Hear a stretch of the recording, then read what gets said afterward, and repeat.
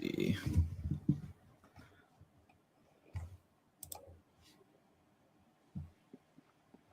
All right, I think we are live. If everyone Cool. in the chat, let me know if you can see me and hear me all right.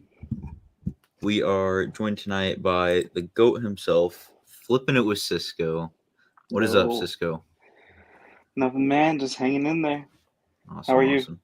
I'm doing great. Been doing some sourcing today, working on some other stuff. What'd you work on today? Yeah, definitely some sourcing. Mostly a lot of prepping actually this morning, Gotta get that bright and preps early in. in the morning. Yeah. I gotta get rolling on it. But yeah, this morning was a lot of prep. Got some boxes sent out. Then I had to work my actual 9 to 5, and then now I'm just chilling with you. Awesome, awesome. Did you do some RA these past few days, or just OA? Um, yeah, I've done a little bit of RA. It's more been targeted RA. Kind of verifying that there's some stuff in the store before actually walking in using BrickSeek Yeah. to kind of check inventory, just so I'm not in there just willy nilly searching around. Hey, what's up, Vincent? Nice talking to you. Thanks for stopping in. What's up, Billy? All Hey, right. Billy Flips. Well, let's go ahead and get started with this interview. If you want to start us off, just kind of tell us your story. How did you get started selling on Amazon? Yeah, man, my story is actually really simple. I actually got into it because of my fiance. So she kind of felt like she kind of plateaued at her job and she was looking to do something on the side. And she ran into, I don't even know who it was on TikTok, and she's told me like, "Hey, learn how to do this, and then teach me the simple version." I said, "All right, sure." And then I kind of learned it, and then I just never taught her, and I just kept rolling with Did it. she ever And then help you now out? here we are.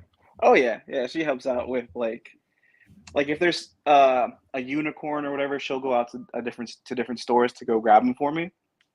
But that's kind of the extent of her assistance. She'll never help me with prep, but that's all right.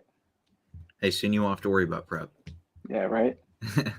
So, who were some of those resources that you learned from in the beginning? Yeah, man. I think in the beginning, kind of thinking back, I followed a lot of Richie Hustle. So I mainly started, a lot of people start with like books and thrift stores. It's funny, ironically, I started at the dollar stores because I kept seeing Richie Hustles Yep. go into dollar stores. And I was like, okay, this is an easy way to get proof of concept, right? To Yeah. not blow $1,000 on something that I have no idea how it works. So I went in, bought maybe like 50, $60 worth of dollar store items, sent it in, kind of forgot about it for 2 weeks. And then I get an email saying that my box checked in. I was like, all right, cool. Started looking at, Seller Central, seeing what happens. And the next thing you know, everything's being sold out. I'm like, oh crap, this actually works. So then from there, I continued just watching, YouTube, learning. And then from there, it's funny because I actually ran into you in one of Richie's live hangouts that he does on Fridays or whatever. And then from there, we joined Reezy's group, and then my whole all these doors open with a million different people that actually do this, and different perspectives on different things and different avenues to kind of take it, and different stores to go into and different ways to source. And there's a million different ways to kind of go about doing this. There's people like Billy Flips is in here who goes into Goodwill, spends 50 cents on a book and flips it for you know $50 and runs into old actors at Goodwill, aka Goodwill Hunting. Um, and there's other people that just go, flip from eBay to Amazon, or even just Amazon to Amazon. Yeah. So many Um, different ways to do it. exactly. Yeah, so yeah, you said a lot of people start with books, but you started at the dollar store. I actually did the Hmm. same thing. I was on that Richie Hustles content train for a while too, and I always saw him in the Dollar Tree. So that's where I started, and that's honestly where I recommend people start, because it's going to help you learn the systems and it's low risk because the items are so cheap. a common theme that I saw there was like high ROI but lower profit. So it's a good way to grow your capital, focusing on those high ROI items, low risk way to learn the systems. And honestly, they still got some solid replens there. I don't mess with them since the profit's kind of low, but for someone starting out, like I had one ace in there that I sold hundreds of units of. It's definitely a solid source. Yeah, absolutely. And you literally learn everything from just going into Dollar General, Dollar Tree, Dollar whatever is in your area, right? Like one, you're gonna get a bunch of stuff that you're testing out. You're gonna send it in. You're gonna learn how to send things into Amazon, right? One, you might even dabble into inventory labs, starting out, and then you're gonna quickly find that it's probably easier and more profitable and lucrative for you to start bundling. So then you're gonna figure out how to bundle, right? Not everything scans at the dollar store. Yeah. So you're going to start, you're going to learn how to quickly title search. Yep. You're going to quickly learn how to just use the image finder. So, dollar store is really a good, at least for me, it was a really, really good way to kind of pick up the ball and just start learning. Yeah, And then definitely. once I learned I wasn't really too scared to go blow, 500 bucks at TJ Maxx or So was Ross or that your next step Marshalls. then, from the Dollar Tree transition into those like Ross Marshalls type stores, or what was next for you? Yeah, what was next for me was going into, once I figured out how to get ungated and everything, then I started jumping into, TJ Maxx, the outlet stores, Ross, Marshalls. Marshalls, I think, was for me was actually a big one, just because for whatever reason, every TJ Maxx and every Ross in my area cuts the lids of their shoes, but Mm, there was these two or three specific Marshalls in my area that never cut off the lids, so it was perfect. Those were my spots. yeah, So that's Breezy how I used kind to of talk transitioned to about that. like getting like talking to the managers, letting them know what you do, and then Hmm. hopefully you can try and like get access to the shoes before they cut off the lids. So again, Hmm. building those relationships and trying to make the best out of a source, even though they might cut the lids off or whatever. Yeah, and that can help out with a bunch of things too. So, I finally, for the most part, I'm an in between of an introvert and an extrovert, right? Like I can definitely be extroverted, but at times I'm really introverted. So for me, it was for whatever reason, it was really hard for me to like approach, employees or managers. Yeah. But eventually, once I did, it was actually back to school season, and there's this one specific store, well, in one specific location, it was a Ross that a lot that before ever putting in the let me come in and just kind of see which backpacks I wanted to grab. So that's where I was able to pick up a bunch of Nike backpacks, Puma backpacks, Jan Sport backpacks. It's So awesome. it was definitely a good way to go. What advice do you have for other people who might be, like you said, kind of introverted and going up to the employees can be difficult for them? Hmm. Just do it. I mean, the worst thing that can happen is they won't be interested, and that's okay. You know that's fine if they don't want to Yeah. help. That's it. And regardless if you feel uncomfortable going back into that store because they didn't want to help you, then there's plenty of other stores that you can go to. One of the great things about this business is there's so many avenues to take it, right? Like you and I started RA, right? And now we're a little bit more, we're a lot more OA. And on top of that, we dabble in wholesale, right? But on top of that, there's so many different ways to do it, and there's so many different stores that you can go into. You can go into Home Goods, TJ Maxx, Marshalls, Ross, Walmart, Target, Advanced Auto Parts, even. You know, the list goes on and on and on and on of all the different stores you can go into. Yeah, So definitely. you're the sky's the limit, really. For sure. What does your business operation look like today? Um, so today, you know, it's So for me, I try to use my time as effective as I can, just because I do this as of right now part time. I mean, I put in full time hours, but it is for the most part right now part time. I do still have a 9 to 5, but my 9 to 5 really is those hours. I start at 9 and end at 5, so I have a lot of time in the morning. Wake up 6 in the morning. I do a little bit of OA sourcing, or like I did this morning, some of my prep, get it all sent out. After work, I probably still spend another hour or so just kind of dabbling around, trying to see what I can find online or reordering some replens. And luckily for me, my job is remote. So in between, whenever there is downtime, I'm able to kind of switch screens and continue my business and whatnot. That I would say is the kind of day to day. Now, kind of going further into depth, I do have a self rhythm that I've kind of adopted for myself of different things that I check on, on a weekly basis or a monthly basis, whether it be, checking my repricer or checking inventory levels or seeing what I need to kind of just liquidate because it's not moving and it's about to charge me a storage fee. Lolo says, do you use a prepaid center? I'm assuming that is supposed to be a prep center. So as of right now, as of today, this very moment, I don't. Now in May, I will be using a prep center so I can get some of that time back and spend more time sourcing. And I definitely need to start putting out more content and kind of just having a bigger presence out there. Because at the end of the day, I do want to be. I feel like I've learned a lot this past year, and I want to be a free resource to others to kind of help them along. Yeah, for sure. Lolo, I just dropped a link to the prep center that I'm opening up next month if you're interested. But yeah, talk to us a little bit more about the content game. We know you've been dropping some fire reels. Some of them I just laugh at for hours. Yeah, bro. For me right now, it's really just a lot of fun. I mean, like I said, I'm really weird. I think it's called a polyvert. Like in some situations, I'm very introverted. In other cases, I'm very extroverted. When it comes to just reels or just TikTok or whatever, I really don't care what someone might think of me or what they think I'm doing or if I look like a fool or whatever. To me, it's just fun. It's just fun. But I do want to be a little bit more targeted, with my content. Obviously, I want to make people laugh, but I also want to bring value to people. Yeah, for sure.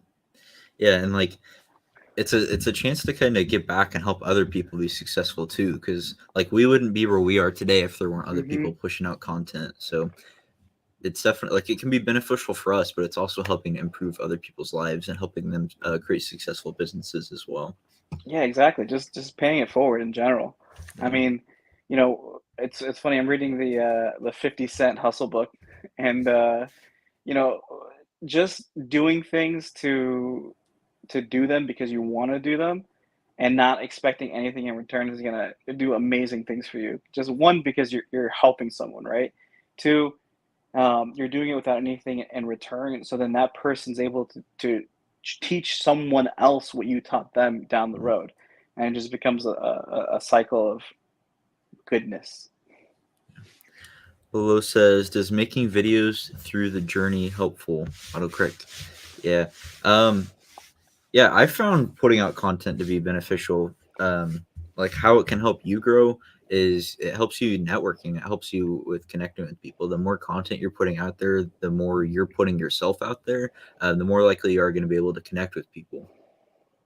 Yeah, definitely, and it also helps you kind of stay accountable within yourself, right? Like if you've Yeah, kind of built a rhythm of spitting out certain content on a certain schedule, it pushes you to continue doing that and adding more and kind of being more creative, and it pushes your mind to do that as well. for sure. Um, Yeah, and also like if you can teach somebody something, that's how you know you really understand it. So just creating content where you're teaching people about stuff in your industry, you know that you have a really good understanding of it when you can teach it to other people. What's up, Oscar? 100%. Thanks for stopping in. Oh, Oscar the Grouch is here? Oh, Oscar Martinez is here. Okay, okay. Got excited. Thought we What had do a you celebrity. next question? What do you want reselling to accomplish for you? What's your goal for running this business?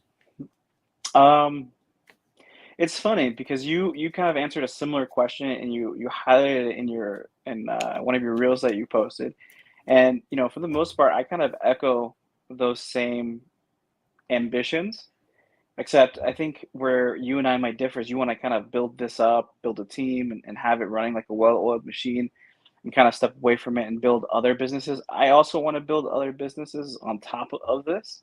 Um, but being the person the way that I am, I don't think I would ever be able to kind of step away from it 100%. I think I'm always going to have 15% of myself fully invested in this specific business, no matter if I start doing whatever ventures, come my way. And I feel the same way about, RA and OA. Like, let's say tomorrow I get the most amazing distributor that's, fantastic, and I can completely switch my business around to do just wholesale. I don't think I'll ever drop RA completely or OA completely. Um, so I hope that answers that question in a Yeah, little it's bit a of a good nutshell. question. Yeah, that makes sense. Like, I'm transitioning more of my business into wholesale, but I don't know if I'll ever ditch OA completely. I probably said that about RA at one point in time, though. So we'll see.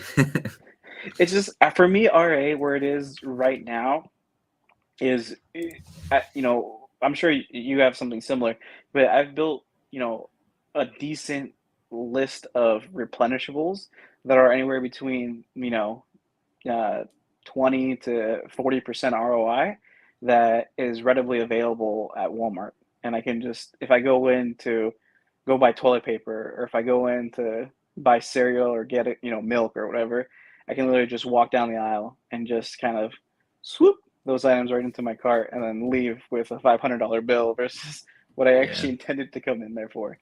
Yeah, that's a good point. Like, if you're going to the stores already, why not pick up stuff? And that's another Exactly. good point is replens. If especially like with any business model, you should be focusing on replens. But if you're doing RA, you should have like a list of replens set up so that every time you're going to a store, you know what you're getting. I spent a lot of Exactly. time, and I regret this because it wasted so much of my time, just like driving out around to different stores, hoping the bolo was there. Where the whole Yeah. time I should have had a list of replens that, yeah, sure, look for those bolos, look for those unicorns, but you also have a baseline of products that you can get every single time. Exactly. Even if it is just 20% ROI, like, at least it pays for it, makes it worth the trip going to Yeah, that for store or sure. whatever it may be. I think one of the things that's been pretty advantageous for me is that I live in a really dense area of the country. So there's literally like 10 Walmarts within 20 minutes of me. So It's awesome. yeah, there's literally three Walmarts the same distance to my house. So it's just kind of pick and choose whichever one I want to go to that day. What advice do you have to somebody that's just starting out? I'm gonna steal a line from one time I got to talk to Jacob, or he's also known as Kingpin on Instagram. Um, and for whatever reason, this one line just kind of stuck with me. And he's not the first one to say it, but scared money doesn't make money. If you're gonna be scared to spend $1,000 on an item that you've done your research in, it sells, but you're for whatever reason just scared to kind of pull the trigger, you're not gonna make the money on that item or Yeah, on that product. If you don't play to win. yeah, it's good advice. You'll probably be uncomfortable at points sometimes with like the amount of money you're spending on inventory, but you got to realize if you don't spend that money, it's not making you anything. Scared money don't Exactly. make money. Yeah. You got to And tweet and that. and everyone goes through that, right? Once you find the first, you think about it, right? Like, you find an item or you hear about an item. Oh, if I run into 100 of these, I'm gonna buy them all. And then it gets to that point, and you're like, oh shit, like my total's $1,000. Am I really gonna about to drop 1K on this one item? And then once you do it and you do it over 3-4 times, you come kind of numb to it. For Yeah, me, that point was I walked into a Walmart like at 10 at night, and then all of a sudden they had, I think it counted 80 of the 15-foot pools, the inflatable ones. And I was like, I just sold 10 of these like the other day, and they all sold within like an hour. Like, am I really about to drop? I think it was like 8 grand on all these pools. And then so I went home, thought about it, and I was like, I'm an idiot. I should have just grabbed it. I hope they're still there. I hope they're still there in the morning. Woke up super early, went to Home Depot, grabbed one of those vans, went to the store, bought 65 of them, and then dumb me, thinking that maybe they would all sell out in like a week. I listed them all at the same time, and they all sold out probably within 4 or 5 hours, all in one day. Yeah, those pools were crazy. Like they just flew. Yeah.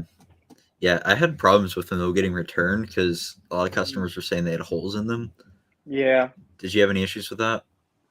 The whole I probably had maybe two issues. I had maybe one that was like a pump. Um, but I was able to kind of work around it. I would say out of the 65 that I sold like from that one day, probably 7 or 8 of them got returned. And then I was able to save like two of them because I think one couldn't get the pump to work. So then I was literally chatting with them through the messaging service of kind of troubleshooting it with them so they wouldn't return it. And then one said the pump just wasn't working completely, but I already had a pump from one that got returned. I was like, okay, I'll send you a pump and I'll ship it to you. It'll be there in like 3 days. And then they accepted it and took it. And then don't tell Wilmer I forgot to put the pump in that one. Did the Walmart employee give you any trouble when you showed up to buy 65? No, they grabbed the I don't even know what they're called the jacks to bring the pallets over. They put them on pallets, wheeled it out. I helped them put it into the van, and it was all good. Like he was super excited. He That's even said awesome. like I got his number. He told me he'd let me know if we got more. And it's funny, he actually did let me know he got more, but at that time it was already, high season was gone. Dope. Lolo says, was the seller fulfilled? Yeah, merchant fulfilled. Yeah, Yeah, I merchant merchant fulfilled fulfilled every on single. mine as well. Yeah, every single one. Lolo also asks, how are you all finding wholesale companies? Do you have any advice for that? So I'm only working with one right now. And so I'm not an expert. I'm like I said earlier, I'm literally just dipping my toe into wholesale. But the way I found this one item, it's a replan item that I have, and it also fit into the small and light program. And then it's a name brand, but it's not like a super well known name brand. Like if you were to say the name, you'd be like, what? But then if you were to look at the product, you'd be like, oh, that, yeah, I've seen it. And so I hit up the number that was on the back of the product listing and spent an hour trying to talk to someone who could actually get me a deal, and then they said sure, and It's a cool that's kind of strat. how it was. Have Yeah, you tried calling the number on the product for anything else? See if it would work again? yeah, it hasn't. Okay. I haven't tried a lot. I've tried with two other products, but I got the regular, we don't sell to e-commerce, and then I got another one that kind of like entertained the conversation, but then told me that I don't know if they were just messing with me or what it was, but they told me that the minimum order quantity was 20 grand. So I was like, I'll hit you up in 2 months, 2 3 months, okay? Yeah. So My advice for finding wholesale is I focus on brands that are selling really well. They're typically mhm, larger brands, and they're brands that I know I'm not going to be able to open an account with. But I hit them up anyway, and I ask for a list of their distributors because in order to open an account with that brand, I'd probably have to place like a $50,000 order. But they'll give me a list of the distributors that I can go and open accounts with. So that's been my main strategy. And then I also say if you have a product in your inventory that's selling well, hit up the brand and just ask for an account. The worst they can do is say no. yeah. I think that's the biggest thing that a lot of people are kind of scared of is hearing that rejection of no. And at the end of the day, just like, being scared to spend your first $1,000 after you've done it, once or twice, and after you've heard no 2 or 3 times, you kind of get numb to it and just Yeah, kind of continue. absolutely. Just got to keep going. Break through Yeah, the walls of no.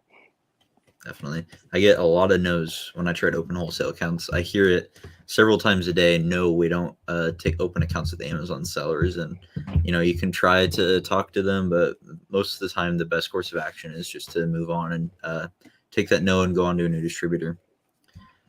What are the ranks of the pool? They were like sub 100, weren't they? Yeah, some They of were them were. I know crazy. the I remember the 10 foot inflatables were like 32 at one point. I think the 15s were, like in the like in the definitely under 10,000 rank. Um, and it's funny because like for whatever reason, like when I first picked them up, it was like my first time selling pools too. I'm thinking like, okay, this is a big pool. It's 50 pounds. It's probably going to cost me like, $100 to ship it. And then, they actually sell, and then it was like $50 to ship. I was like, oh, that's it.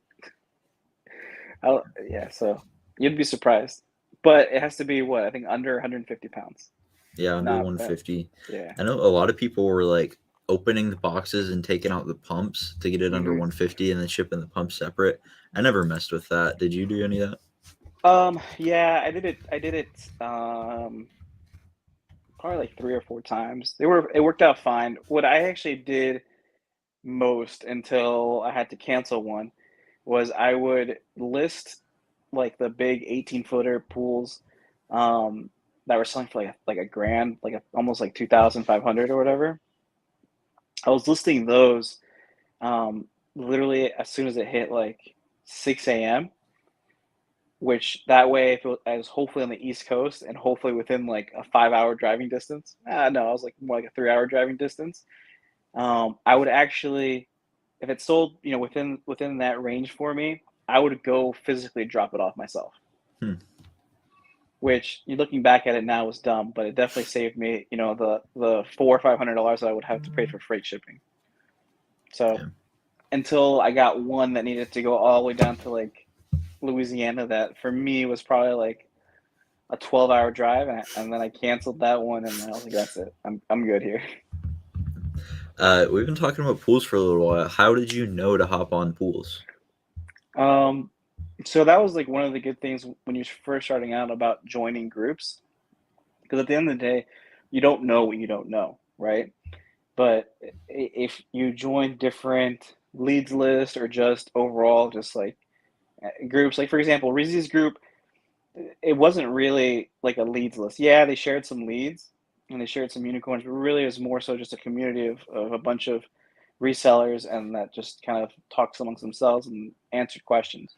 And obviously they would share what they were selling and stuff like that. So that's where I saw that pools were a big deal, because they were all talking about it. They're all kind of sharing their input on it and stuff along those lines. And then whenever I would see one, I'd just scan it and kind of see what, you know, what it did. And then from there, just kind of research more, right? Like before buying it, um, ask how much shipping is regularly for like this size before really committing to it. Yeah. That's how I found about the pools too. Was Reese's group. So just want to reiterate, like even if you're not joining a paid group, just talk to other sellers, because Mm-hmm. neither of us would have known about pools and a lot of other stuff if we hadn't been in a group. Paid groups are a great way to do it, but I'd recommend don't let that get in the way of your inventory. So like if you don't have plenty of money in your budget to pay for that group, it's not worth it. You might find those really good products, but if you don't have the money for them because you were paying for a group, then it doesn't matter. So yeah, groups can be a great way to start, but don't let it get in the way of your inventory budget. Yeah, absolutely. And just talk to people in general. I mean, to be honest, myself, I'm an open book. Like I'll answer any question aside from like what I'm selling right now. But aside Yeah, from that, I'll answer whatever you want to know. What my opinion is on X, Y, and Z, or how much shipping is, or what to do in X scenario. I'll help anyone out. yeah. Can people still get a free call with you? Yeah, absolutely. It's still there. I've only done like I think three. All right, so go to Cisco's IG link in bio. Yep. Link in bio Link in in the bio. link You can tree. schedule a free call with Cisco. Yep. Lobo says the groups and lead lists help now because it exposes our seller accounts to others. Um, Um. I mean, I guess it can um, expose your account, but at the same time, if you're sourcing, properly, and not really putting all of your eggs in that basket, then you should be fine. I mean, there's going to be things like, for example, like eh, chlorine last year, right? for whatever reason, the first 3 months, 4 months, everyone knew about it, but nobody talked about it. But obviously, there's 300 people on the listing, so everyone knew about it, and people were still at a minimum making 20% ROI because you just couldn't it couldn't stay in stock. So there's going to be things like that where it doesn't matter if someone knows or whatever. It's still going to sell. You're still going to make money on it. Yeah. Yeah, my answer to that is if you're worried about like people finding your storefront and then reverse sourcing you, it's happening either way. You're getting storefront stocked whether you're on a lead list or in a group or not. My main issue with the groups and lead lists is oversaturation. So a lot of lead lists will have like 30, 40, 50 people on their list. If you're going to use a list, that's great, but I would recommend like using one that has like 15, 20 sellers max. And even then know that the price is probably going to go down. Yeah, because those 10, 20 people are going to tell their closest friends. Yeah. So it is what it is. I mean, some people know my store front, and it's okay with me as long as it's not like plastered on a billboard. I think it'll be all right. Yeah. Josh says Cisco, some boxes came in when it was raining today. Yeah, they did. That reel you made was so funny. When your OE orders get delivered, but it's raining. Yeah, because it's facts, man. Super facts. And the FedEx drivers, UPS drivers, they're not gonna put it neatly under the shade so it doesn't get wet. They're just gonna leave it there. Yeah, they do. FedEx is worse about it. They just put them in the driveway. They don't bring them up under. It's funny because I'll be honest, like my UPS and FedEx drivers are actually really good, and they literally like stack it very neatly in front of my door every single time. The thing is that my front door doesn't. My little patio stoop thing isn't very big, so it goes off into the aisle where it's affected by the weather. So my lazy ass has to get up and go get the boxes. It's okay. Join a prep center. That way you don't have to get your own boxes.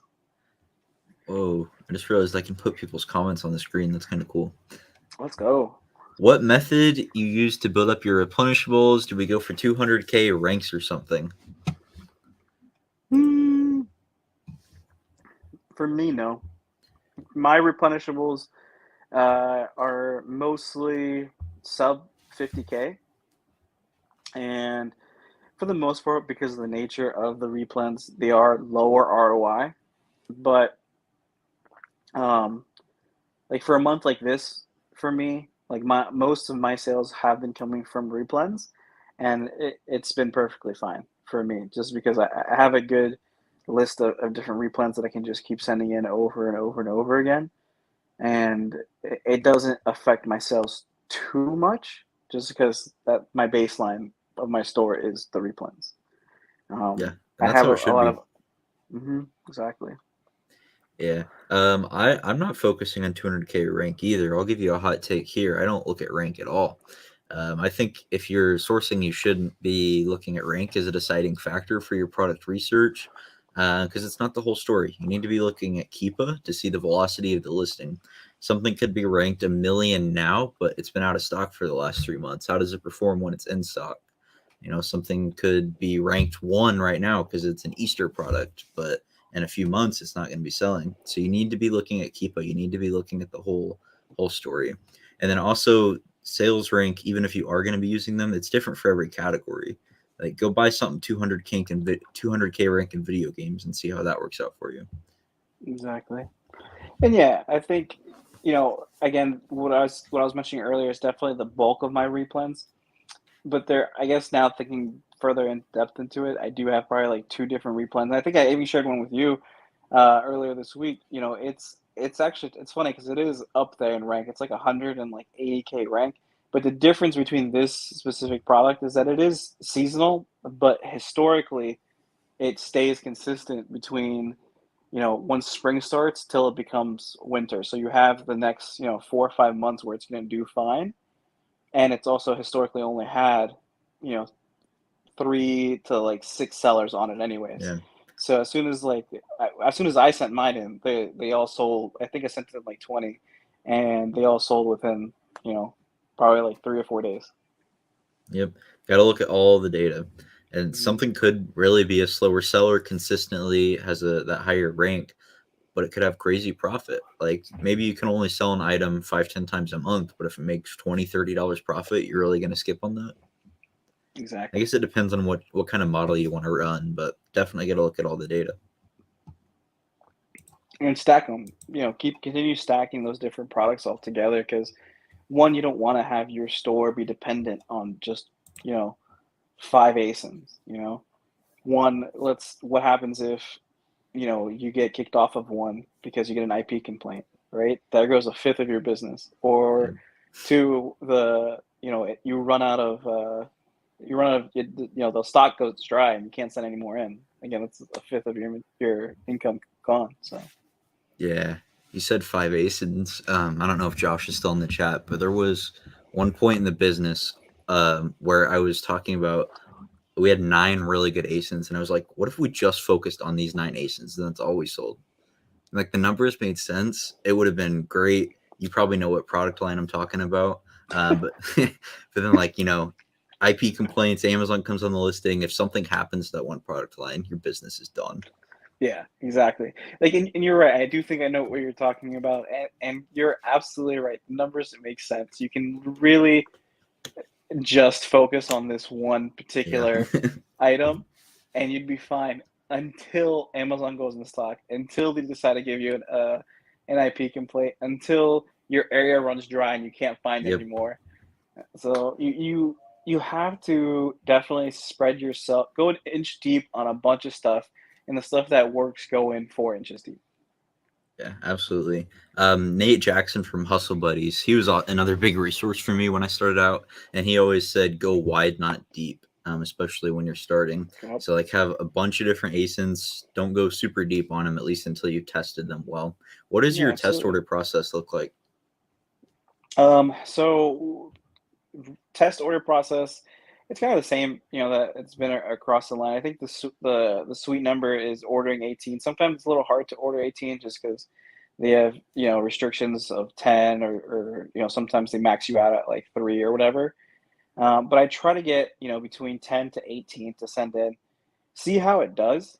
Because again, there's a bunch of different variables that can happen with an ASIN. The amount of sellers, the rank, the season, whatever it may be, kind of analyze that one ace and see how it does, if it does well at all. And then from there, see how deep I want to go in. And seeing who's on the listing is also a pretty big factor, right?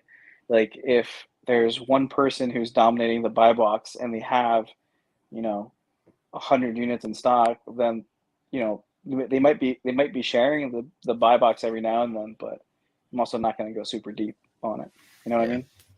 Yeah, I typically get a smaller test order, like 4 or 5 units, just because I want to make sure there's not going to be any problems with Amazon's backend. That I can actually list it, I can actually sell it, and then after that, I'll do 18 units, and then from there go crazy.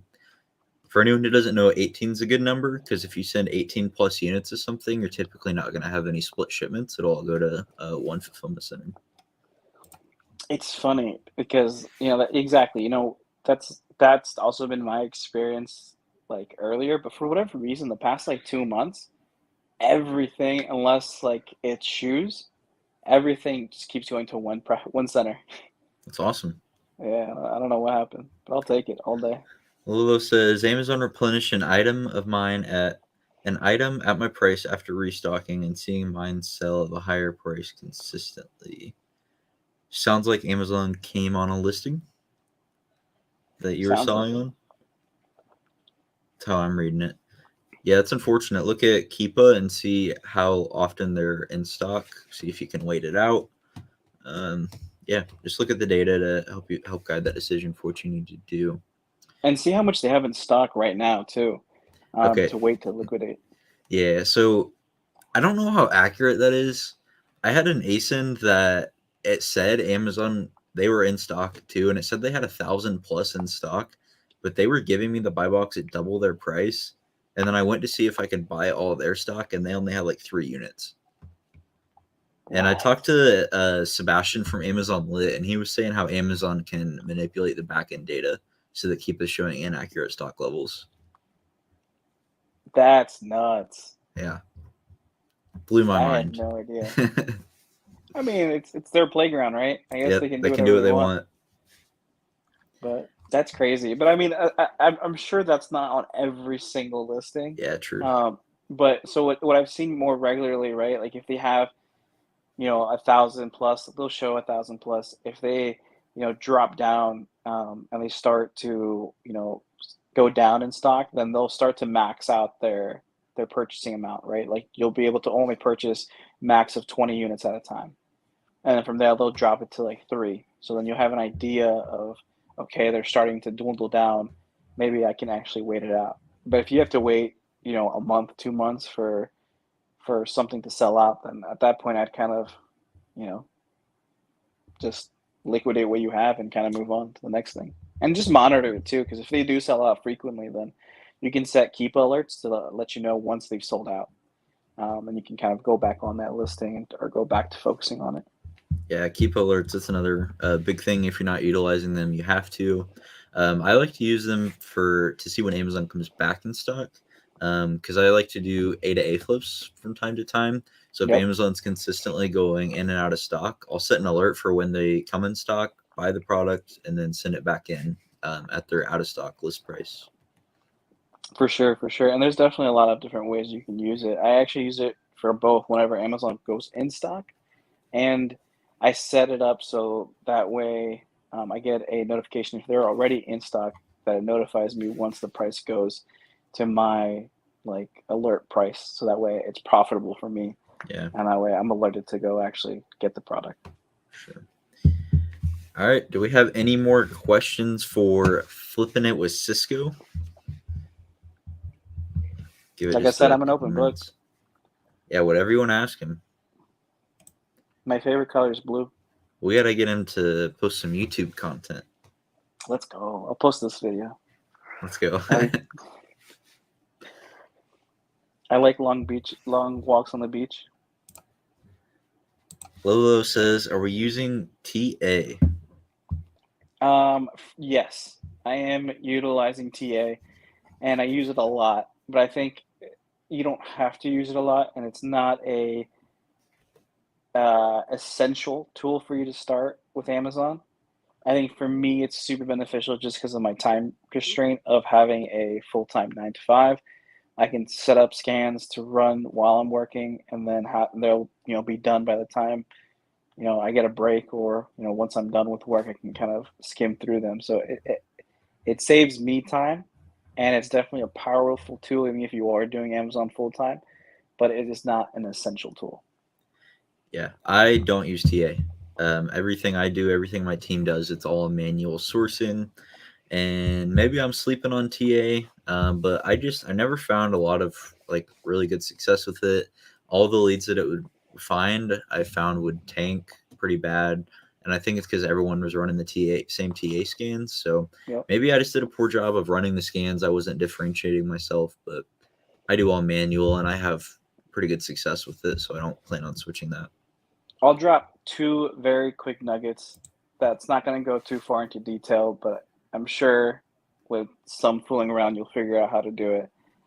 You can, if you have Tactical Expander, you can shotgun storefronts. And what that means is you can set up the TA to scrape all the ASINs from up to, I think, 8 storefronts at a time, and I'll reverse search them. And then two, you can use Keep a Product Finder to get a list of ASINs that Amazon might be in stock, and use the wholesale function in Tactical Arbitrage to reverse search those ASINs.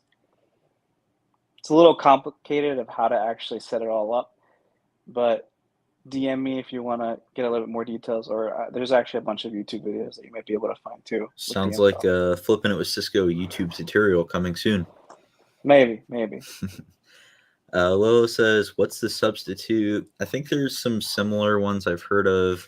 Oh wait, X-Ray. I don't know if it's still operating, but I've heard of that one.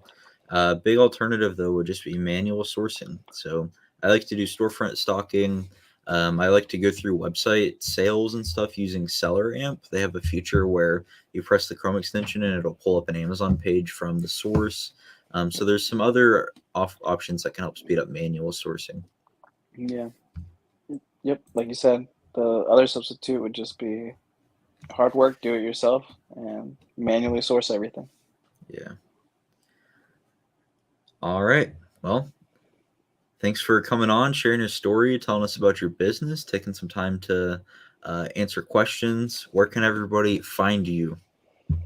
On TikTok, it's flipping it with Cisco, and on IG, Instagram, it's also at flipping it with Cisco. And So come YouTube? flip it with me. Oh yeah, YouTube. Also at flipping it with Cisco. The same handle all across the board. It's good branding right there. There you go. No All right. underscores. All right. Thanks for everyone for watching. Cisco, thanks for your time. Thank you. Have a good one.